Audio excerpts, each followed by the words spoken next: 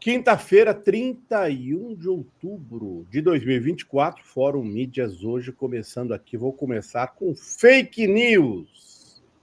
A gente tem usado esse espaço do Fórum Mídias para falar de eleição americana. Vou continuar no tema, mas hoje vamos dar um descanso para as pesquisas, porque nada mudou. Trump continua pouquinho, alguns centímetros à frente, e o que está rolando é fake news. O Marcelo Heller escreveu na Fórum este texto sobre a fake news que está bombando nas redes, que é essa do Elon Musk. Foi muito reproduzida por terceiros, então ela teve uma grande disseminação na rede que é do Elon Musk. Então, quando ele lança uma fake news, vai embora, né? Que é ele dizendo que a Kamala Harris vai colocá-lo em prisão perpétua se ela vencer as eleições. Na verdade, ele disse isso numa entrevista para o Tucker Carlson, que é um jornalista de extrema-direita, apoiador. Os dois têm ido a comícios do Trump, tanto o Elon Musk quanto... Então, aqui nessa entrevista... You're fucked, dude. I'm fucked. If we lose, I'm fucked. Os dois, eles são umas figuras estranhas, sabe? São meio garotões, meio... Não sei o que acontece com esses dois aqui, mas essa risada exagerada... It does seem that way.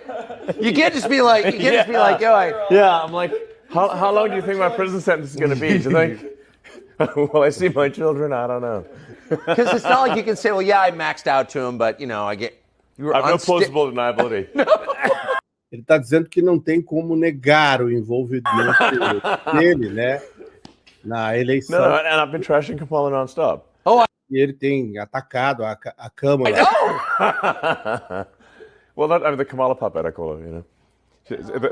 The machine that the Kamala puppet represents. Dizendo que ela representa, a Câmara representa uma máquina e que ela é um puppet, ela é apenas uma marionete do poder e tal. Yeah. E aí, hoje ele vai ao tribunal, porque, de fato, não me lembro de ter visto um bilionário envolvido assim numa campanha eleitoral dos Estados Unidos quanto ele. Então, hoje, ele foi convocado a um tribunal da Filadélfia porque ele está fazendo uma loteria que o promotor que o chamou ao tribunal disse que é uma loteria ilegal. O que ele faz, gente?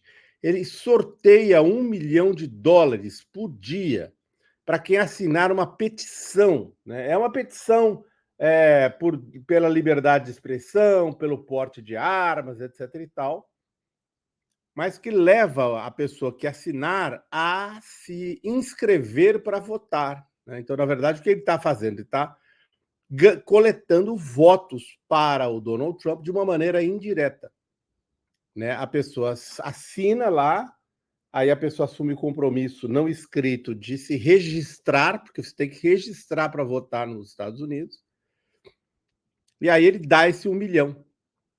E ele diz que a Pensilvânia será uma vitória decisiva republicana. De fato, o Trump está levemente... Aliás, pela pesquisa que eu mostrei ontem para vocês, está 3 pontos na frente na Pensilvânia. E o próprio governador da Pensilvânia, o Josh Shapiro, reclamou, né? Acho que há questões reais sobre como ele está gastando dinheiro nessa disputa. Como o dinheiro sujo está fluindo não apenas para a Pensilvânia, mas para o bolso do cidadão, dos eleitores. E não é de brincadeira, não. Tá aqui, ó. É o PAC dele. O que é um PAC? É um Political Action Committee, um comitê de ação política. Isso é permitido que empresários juntem dinheiro e contribuam com um dos candidatos. Tá aqui, ó. Um cara que ganhou $1 milhão do lado direito aqui, ó. Joshua, da Carolina do Norte, ganhou $1 milhão no sorteio, depois de assinar a petição em apoio à Constituição, assim que chama.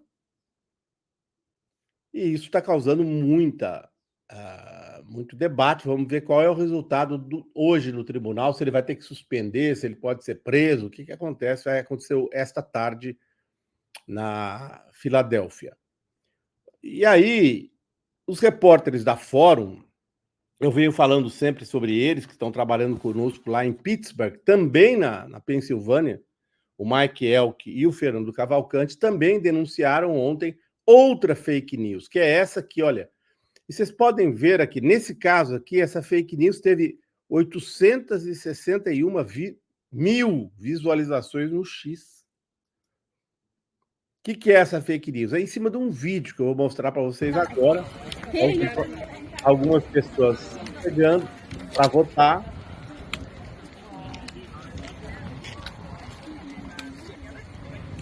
Esse aqui é um local de votação antecipada lá da Pensilvânia. E aí a pessoa que é do...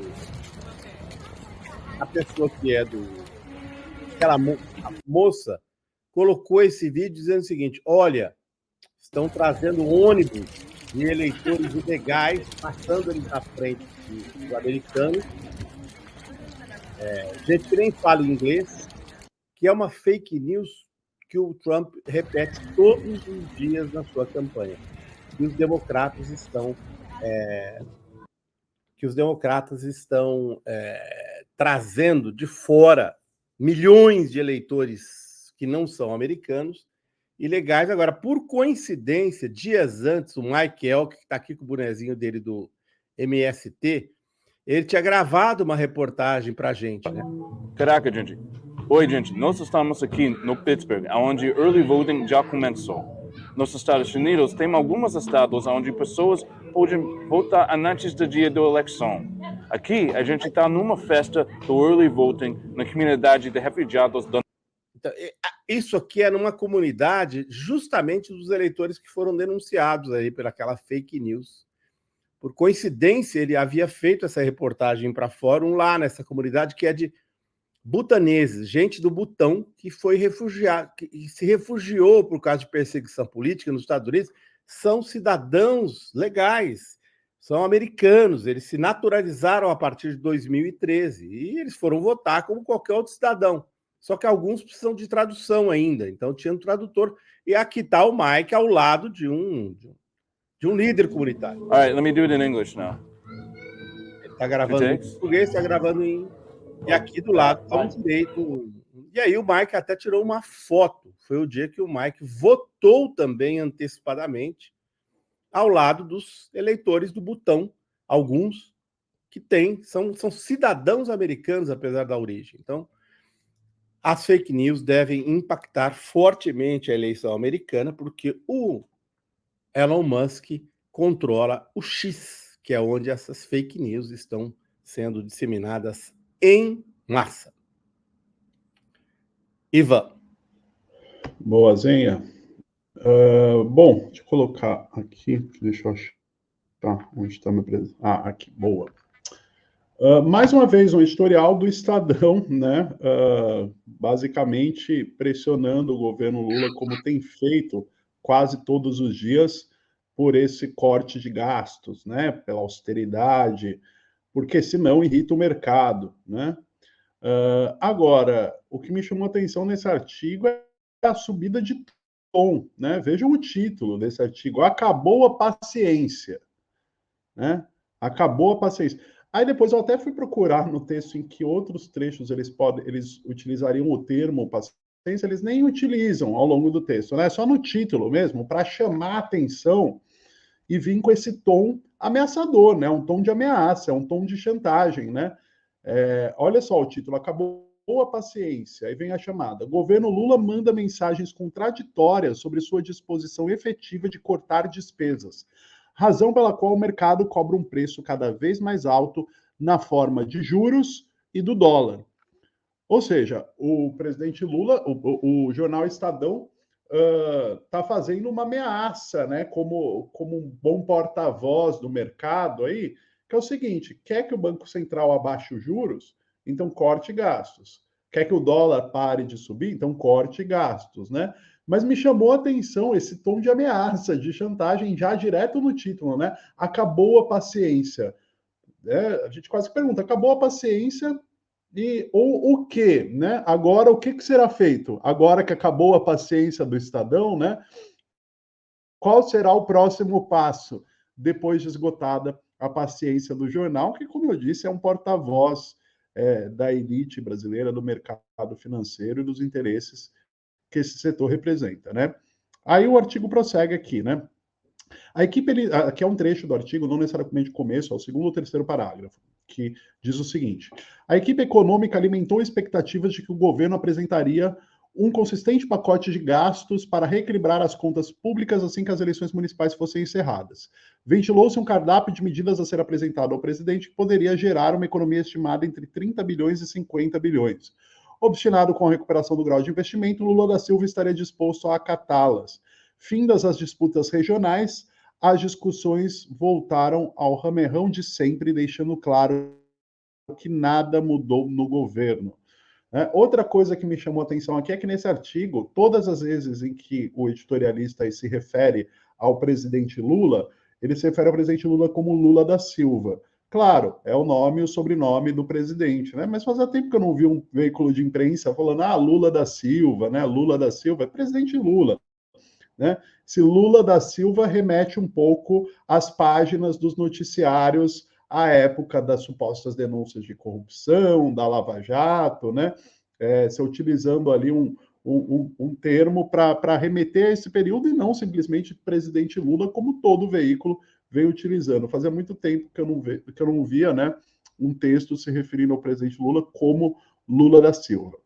Pois bem, o texto prega o tempo inteiro essa necessidade defendida pelo Estadão de cortes de gastos, e aí a gente, claro, todo mundo aqui sabe que quando eles pedem cortes de gastos, eles estão falando sobre gastos no social, né? Eles querem que o governo deixe de gastar com os programas sociais, com programas essenciais aí de manutenção de empregos, de transferência de renda, etc., e prega esse corte de gastos que, na verdade, vai sair de quem mais precisa, né? Porque senão o mercado se irrita. Mas o ponto de destaque para mim nesse texto hoje é a subida de tom do Estadão, né? Num tom claramente chantagista e ameaçador. Só não deixou claro aí, né, qual é o papel do Estadão, uma vez que a paciência deles acabaram, como eles dizem, né? Mas eles falam pelo mercado. E aí já projetam, né? Vem mais dólar alto por aí, vem mais juros altos por aí. E a política econômica do governo vai se tornando inviável. É isso que eles querem, na verdade, né? Vejam como prossegue o artigo. Foi um balde de água fria. Como esperado, o mercado reagiu mal a tanta indefinição e o dólar fechou a 5,76, maior valor desde 2021. No dia seguinte, a ministra do Planejamento, Simone Tebet, tentou apaziguar os ânimos, disse que o plano deve ficar para novembro e afirmou que a prioridade será rever políticas públicas ineficientes, um ato para o qual, segundo ela, é preciso ter coragem. Haddad, por sua vez, afirmou que a Casa Civil está alinhada com a equipe econômica e que haverá um esforço para compatibilizar os gastos aos limites do arcabouço fiscal, né? E aí o Estadão volta a reafirmar ali, né, seu papel de porta-voz dos interesses dessa elite brasileira, né? Olha só, é com fastio que este jornal volta a debater a necessidade óbvia de corte de gastos, né? Volta a debater a necessidade de corte de gastos com um título chamado Acabou a Paciência, né? Isso não parece tanto debate, me soa mais ameaça ou chantagem, né? Mas prossegue. Mas, ao contrário do que se esperava, o desfecho das eleições municipais não fará essa agenda avançar. As vitórias da centro-direita e o desempenho sofrível dos candidatos apoiados pelo PT nas urnas acenderam um alerta para a disputa presidencial de 2026. Certamente haverá quem defenda aumentar ainda mais os gastos para fazer frente a esse cenário político desafiador, o que dificulta em vez de facilitar os planos da equipe econômica. E aí, por fim, o jornal encerra aí novamente, o Lula da Silva lá de novo, né? Evocando novamente esse termo que estava meio aposentado no noticiário brasileiro. A resistência de Lula da Silva é evidente e ele não parece nada convencido sobre a necessidade de rever gastos públicos de uma maneira estrutural. Bloqueios, contingenciamentos e pentes finos em benefícios sociais, previdenciários e assistenciais não enganam ninguém. Nessas idas e vindas, o mercado cobra um preço cada vez mais alto na forma de juros e dólar. Basta lembrar que o câmbio estava cotado a 4,85 no fim do ano passado, né? Então, é basicamente o próprio mercado aqui escrevendo o artigo, né? Eles falam, acabou a paciência, mas eles não dizem de quem que acabou a paciência. E aí ele fala, a resposta vai vir em juros altos e na cotação alta do dólar, né? Então, é mais um capítulo aí da campanha diária do Estadão e de parte da mídia tradicional em pressionar, colocar a faca na garganta do governo, que é isso que eles estão fazendo, né? Por corte de gastos, e corte de gastos é tirar daqueles que mais precisam, justamente.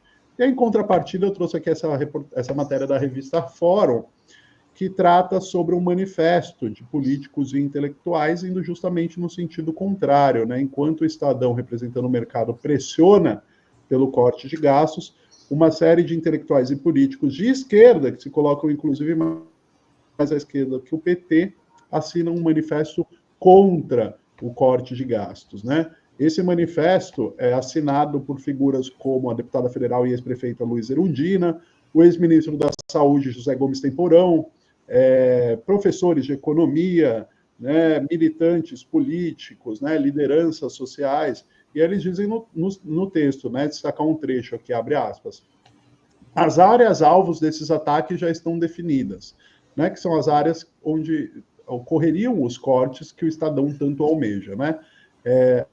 As áreas já estão definidas. Saúde, educação, benefício de prestação continuada, seguro-desemprego e outros direitos essenciais. Embora os detalhes finais ainda não tenham sido divulgados, já está evidente que essas medidas fazem parte de uma estratégia de austeridade que aprofunda o novo arcabouço fiscal e ataca diretamente as conquistas sociais históricas. E aí o manifesto prossegue afirmando que convoca todos e todas, trabalhadores, movimentos sociais, sindicatos, partidos, organizações de sociedade civil, a se mobilizarem contra o que eles chamam de pacote antipopular. E prossegue, não podemos permitir que os direitos conquistados ao longo de décadas sejam destruídos por políticas de austeridade que apenas aprofundam a desigualdade e exclusão. Eu vou deixar o link dessa matéria da Fórum para quem quiser ler o manifesto assinado por políticos intelectuais aí contra cortes sociais no governo Lula. Está disponível aí já no link que eu deixei no chat. E no mais era isso, trazer mais um capítulo dessa campanha permanente da mídia comercial, né, para tirar dos mais pobres e assim atacar o Deus mercado, né, saindo com títulos que beiram uma ameaça, né? Acabou a paciência do Estadão, Azenha e Mello. Oi, Ivan, vou levantar até uma lebre aqui. Talvez porque Lula da Silva também é como geralmente chamam lá fora o presidente Lula, né? Talvez tenha sido um texto escrito lá fora, só traduzido aqui. Por isso esqueceram de trocar o Lula da Silva por presidente Lula e mantiveram o texto. É verdade, foi alguém do próprio mercado lá fora, né, Melo? Pode ter sido. Porque Lula da o texto Silva... ele não é assinado, né? O texto ele não é assinado, é editorial Estadão só, sem assinatura, não tem nome de jornalista. Deve ter vindo por alguém de fora, não brasileiro, porque mesmo o Estadão não chama de presidente Lula da Silva.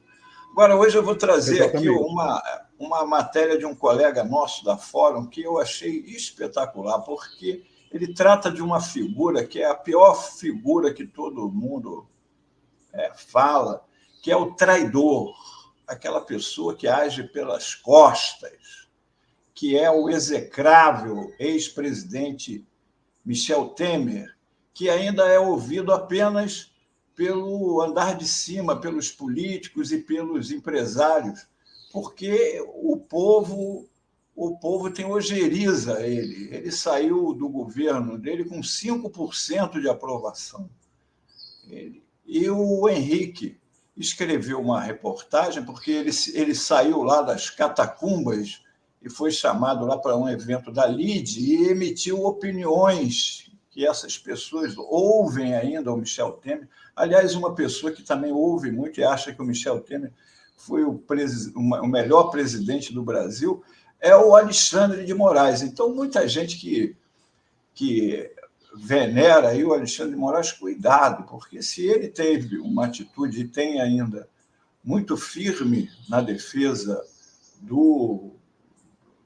das nossas eleições, ele é do time do Michel Temer, não podemos nos esquecer disso. Então, o alinhamento dele é por ali. Mas vamos lá para a matéria do Henrique, porque, em vez de ser uma matéria que a gente sempre critica aqui, do jornalismo declaratório, vai apenas lá e ouve o que o Temer disse e publica, O texto dele é um primor de ironia e de informação. O que é mais importante ainda. Vamos lá?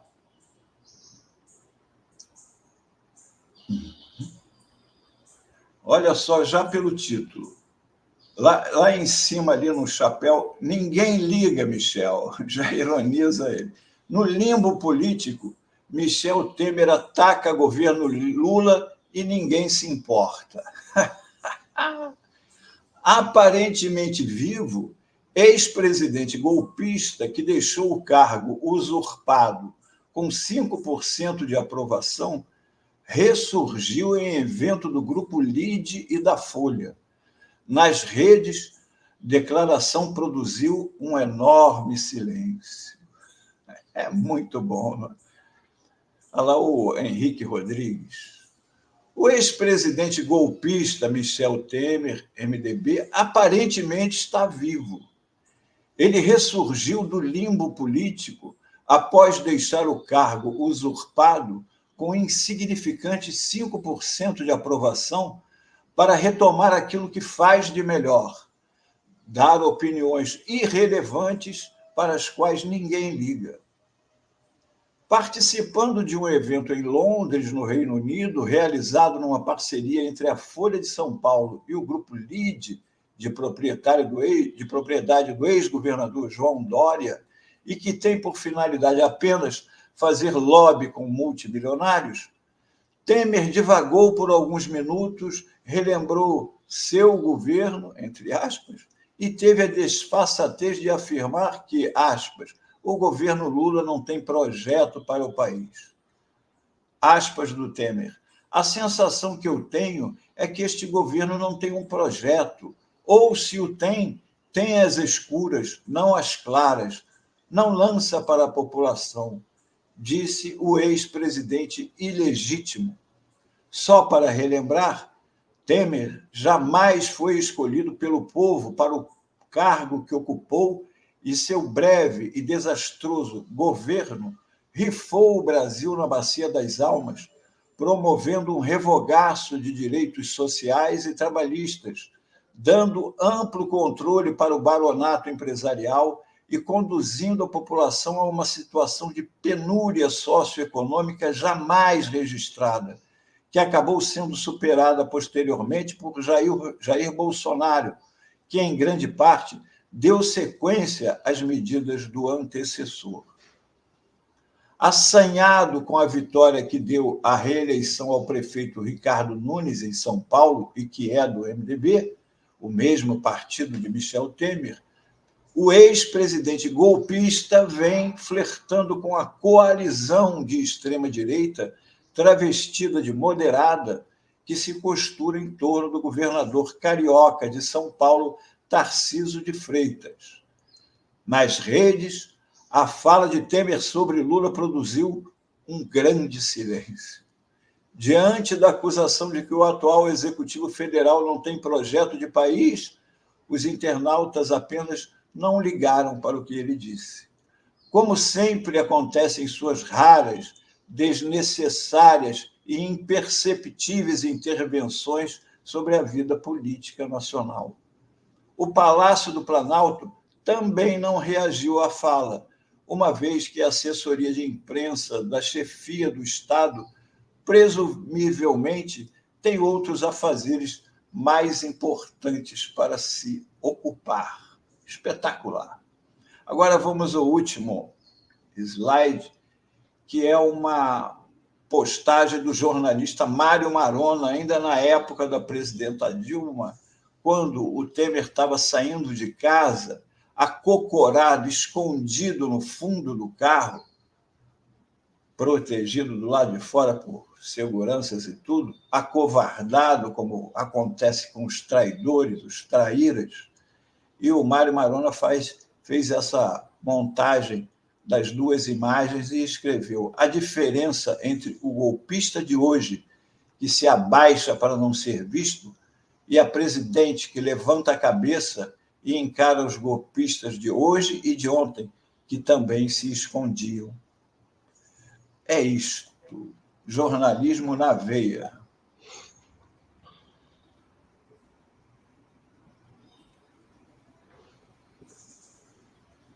Isso aí, Mauro Lopes. Então, legal. A Fórum Mídia volta na segunda-feira. Na amanhã. Já tinha dado a folga, agora não volte atrás. Estou. Volta amanhã. Eu estava tão achando que hoje era sexta-feira, curtindo meu fim de semana já. Volta amanhã. Azenha, aqui no Brasil, a gente faz eleição e a gente acabou de ver agora na eleição municipal, né? Às 5 da tarde encerra a votação, quando dá 8 da noite já sabe quem foi eleito no país inteiro, né? Lá nos Estados Unidos, que é a meca do capitalismo, o país mais avançado, o país mais tecnológico do mundo, então vamos dizer que a eleição acabe às 5, lá pelas 6h30, imagino que a gente já tenha o resultado, então, né? A expectativa é de um resultado final no sábado. A eleição é na terça. Quarta, quinta, sexta, 4 dias no mínimo, a não ser que o Trump, como presumem os republicanos, mas não dá para confiar no republicano, ganha de lavada e aí vai ser assim. Não vai ter a contagem final, mas dará para ter o resultado, tipo assim, ganhou o Trump, né? Os primeiros resultados são da Geórgia, então já dá para você ter uma ideia, à noite mesmo. Mas acho que a contagem final vai demorar alguns dias para confirmação. É mesmo, é estranho mesmo. Pois é, vai ser aqui, a gente fica algumas horas acompanhando. Lá nos Estados Unidos serão dias, que pode virar meses, né? Dependendo né? Porque, dependendo do que rolar em alguns... Justiça, né? Tem muita ação na justiça. Pois é. E precisa do tempo, né? Você vê, o Trump já na última vez tentou mudar uns votos lá na Geórgia. Precisa de tempo para fazer isso. Tem que se negociar. Lá é assim. É a melhor democracia que o dinheiro pode comprar. Vamos ver como é que a gente vai negociando isso aí. É isso aí. Então, até amanhã. Amanhã a gente continua aqui com o Fórum Mídias, com o trio Ivan Longo, Luiz Carlos Azenha e Antônio Melo. Valeu, gente. Até mais. Eu sigo agora com o Ricardo Berzolini.